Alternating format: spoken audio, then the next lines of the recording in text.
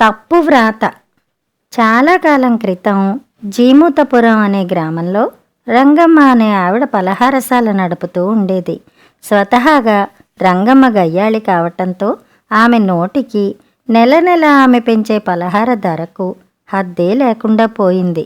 ఏ ఒక్కరూ పలహారశాలకు పేరు పెట్టే సాహసం చెయ్యక కిక్కురు మనకుండా తిని డబ్బు చెల్లించి వెళ్ళిపోతూ ఉండేవాడు.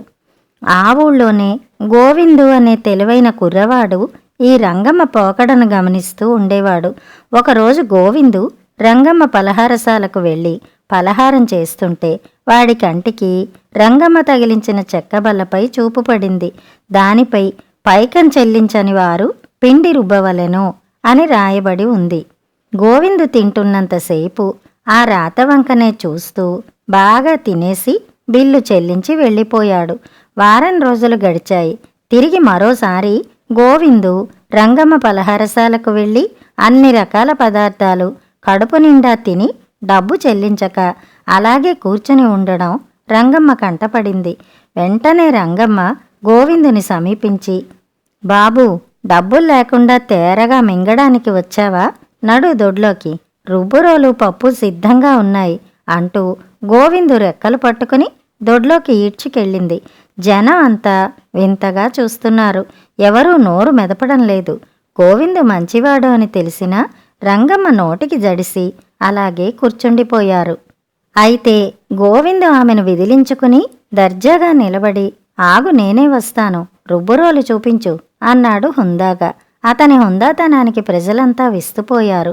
వెంటనే రంగమ్మ తాలూకు మనుషులు వచ్చి గోవిందుని తీసుకుని రుబ్బురోలు ముందు కూర్చోబెట్టి నానబోసిన పప్పును అతనికి చూపించారు. దానికి గోవిందు దిగ్గున లేచి ఆ పప్పు గిన్నెను విసిరికొట్టి, నేను రుబ్బవలసింది పప్పు కాదు, పిండిని, వెళ్ళి ఆ చెక్కబల్ల మీద రాతను చూడండి అని అరిచాడు. ఆ బల్ల మీద రాతను చదివిన జనంతో సహా రంగమ్మ కూడా కలిసి నోరు వెళ్ళబెట్టింది. వెంటనే రంగమ్మ, అదేమీ కాదు, పప్పు రుబ్బవలసిందే అంటూ అరవసాగింది. దానికి గోవిందు అలా కుదరదని, రాత ప్రకారం నేను పిండినే రుబ్బుతాను అంటూ మరింత గట్టిగా అరిచాడు. వెంటనే రంగమ్మ ఉగ్ర రూపం ధరించి తన మనుషుల సాయంతో గోవిందుని న్యాయాధికారి దగ్గరికి లాక్కుపోయింది. ప్రజలంతా న్యాయాధికారి చుట్టూ గుమిగిడిపోయారు. వెంటనే న్యాయాధికారి విచారించి రంగమ్మతో, గోవిందు తప్పేమీ లేదు, రాత ప్రకారం అతని పిండి మాత్రమే రుబ్బుతాడు, పప్పు రుబ్బనవసరం లేదు. అనవసరంగా నువ్వు ఇంత గొడవ చేసి అతన్ని అల్లరి పెట్టినందుకు అతనికి నువ్వే 100 రూపాయలు జుల్మానా ఇవ్వాలి. ఆ డబ్బు గోవిందునికి చెల్లించి క్షమాపణ చెప్పుకో అంటూ ఆజ్ఞాపించాడు న్యాయాధికారి.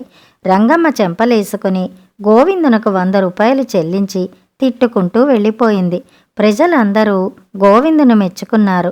రంగమ్మ గర్వం అణిగిపోయింది. మరో వారానికి ఆ డబ్బుతో గోవిందు మరో పలహారశాల నెలకొల్పి అందరి చేత జేజేలు అందుకున్నాడు. కథ సమాప్తం. తగిన ఆశ్రయం. చంద్రగిరిలో కేశవయ్య అనే వ్యాపారస్తుడు ఉండేవాడు. ఆయనకు వ్యాపారంలో పెద్ద ఎత్తున నష్టం వచ్చింది. ఆయన ఉన్న ఆస్తులు అమ్మి బాకీలు తీర్చేశాడు. దూరదేశంలో ఉన్న తన మిత్రుడు రాఘవయ్యకు ఒకప్పుడు కేశవయ్య పెద్ద మొత్తం అప్పుగా ఇచ్చాడు. రాఘవయ్య నిజాయితీపరుడు. అందువల్ల ఇంతకాలం దాని గురించి పట్టించుకోలేదు. ఇప్పుడు అవసరం వచ్చింది కనుక తన పరిస్థితి వివరిస్తూ అప్పు తీర్చవలసిందిగా రాఘవయ్యకు కబురు పంపాడు.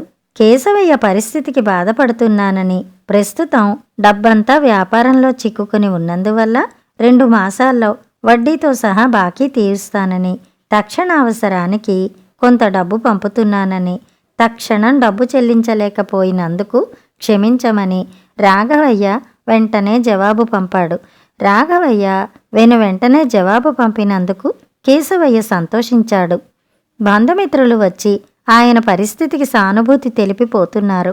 కేశవయ్య అందరితో ముక్తసరిగా మర్యాదగా మాట్లాడి పంపుతున్నాడు. ఇలా ఉండగా ఒకనాడు కేశవయ్య గారి మిత్రులు గోవిందం, గోపాలం ఆయన్ను చూడవచ్చి ఆయనకు వచ్చిన కష్టానికి ఎంతో చింతిస్తున్నామని, కుటుంబంతో సహా వచ్చి తమతో ఉండవలసిందిగా ఆయన్ను కోరారు. కేశవయ్య కూడా అదే విషయం ఆలోచిస్తున్నాడు. రాఘవయ్య పంపిన డబ్బు చాలినంత లేదు. 2 మాసాలు గడపగలిగేంత డబ్బు ఆయన దగ్గర లేదు. కనీసం చిన్న వ్యాపారం చేద్దామన్నా ఒక చిన్న మొత్తం పెట్టుబడి కూడా లేదు. ఈ సమయంలో ఎవరి ఆశ్రయమన్నా పొందటమే ఉత్తమం అనుకున్నాడు.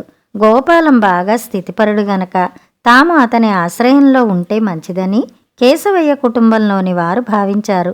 అయితే ఉన్నట్టుండి కేశవయ్య ఒకరోజు తామందరం గోవిందం ఇంటిలో ఉండబోతున్నట్టుగా ప్రకటించాడు. కేశవయ్య కొడుకు మాధవుడు, నాన్న, గోవిందం మావయ్య అంత కలిగినవాడు కాదు. సంపన్నుడైన గోపాలం మావయ్యను వదిలి గోవిందం మావయ్య ఇంటికి వెళదామన్నావే అని అడిగాడు. నాయనా మాధవ, గోపాలం కష్టమన్నది తెలియకుండా పుట్టి పెరిగాడు. తాత ముత్తాతల ఆస్తి ముందు తరాలకు కూడా సరిపోయేంత ఉంది. గోవిందం అలా కాదు.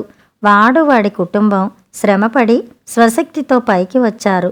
మనం బ్రతికి చెడి గోపాలం ఇంటికి వెడితే అక్కడ ఏదైనా మాట వస్తే వాడితో ఏళ్లుగా నాకున్న స్నేహం చెడుతుంది. ఆశ్రయంతో పాటు వాడి స్నేహాన్ని కూడా పోగొట్టుకోవలసి వస్తుంది. కష్టసుఖాలు తెలిసినవాడు కనుక గోవిందంతో మనకు ఆ సమస్య రాదు. శ్రమించి పొట్ట నింపుకునేవాడు ఇతరులకు కూడా కాస్త తిండి పెట్టగలడు. కారణం వాడికి ఆకలి బాధ తెలుసు. అందుకనే గోవిందం ఆశ్రయం పొందటమే మంచిదనుకున్నాను అన్నాడు. మాధవుడు అర్థమైందన్నట్టుగా తలాడించాడు. అనుకున్నట్టుగా గోవిందం కేశవయ్యను ఆశ్రయం ఇవ్వటమే కాక చిన్న మొత్తాన్ని పెట్టుబడిగా కూడా ఇచ్చాడు. దానితో వ్యాపారం చేసి కేశవయ్య నిలదొక్కుకోగలిగాడు. రాఘవయ్య అన్నట్టుగానే 2 మాసాలలో స్వయంగా వచ్చి తీసుకున్న డబ్బు తిరిగి ఇచ్చి కేశవయ్యను పరామర్శించి వెళ్ళాడు. కేశవయ్య స్వల్పకాలంలోనే తిరిగి తన పూర్వస్థితికి చేరుకున్నాడు. ఒకనాడు కేశవయ్య గోవిందాన్ని చూడవచ్చి అతని దగ్గర పెట్టుబడిగా తీసుకున్న డబ్బు తిరిగి ఇచ్చేస్తూ గోవిందం చేతులు పట్టుకుని, గోవిందం, నువ్వు చేసిన మేలు ఎన్నటికీ మర్చిపోలేను అన్నాడు సంతోషంగా. కథ సమాప్తం. కథలు కంచికి, మనం ఇంటికి.